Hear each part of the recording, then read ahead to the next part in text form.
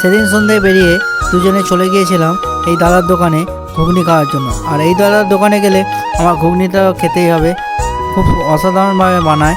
আর তার সাথে অর্ডার করেছিলাম 2টো সেদ্ধ ডিম। চলুন দাদা এখন ঘুগনিটা তৈরি করছে, দেখাই আপনাদেরকে। কত কিছু দেয়, মশলা থেকে শুরু করে স্যালাড থেকে শুরু করে ঘুগনিতে কত কি দিয়ে তৈরি করে, পুরোটাই দেখাচ্ছি আপনাদেরকে।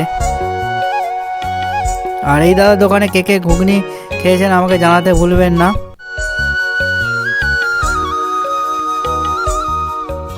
এখন স্যালাড যাচ্ছে, এ দেখুন স্যালাড কাটা আছে, কত কত স্যালাড কাটা আছে।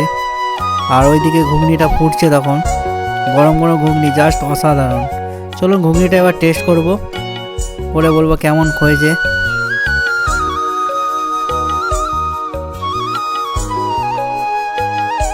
সত্যি অসাধারণ খেতে। ঘুগনিতে কত কিছু দিয়েছে দেখুন, স্যালাড থেকে ঝুড়ি ভাজা থেকে, আমার তো খুব ভালো লেগেছে। দোকানটার লোকেশনটা দিয়ে দিই। উদয়নপুর যে চারমাথা মোড় আছে, চারমাথা মোড় থেকে বাঁদিকে রাজাপুরের দিকে যে যাচ্ছে রাস্তাটা, সেই রাস্তাটা একটুখানি ঘুরলেই বাঁদিকেই বসে এই দাদা। আপনারা আসলেই আসতে পারেন, রোজই বসে সন্ধ্যেবেলা।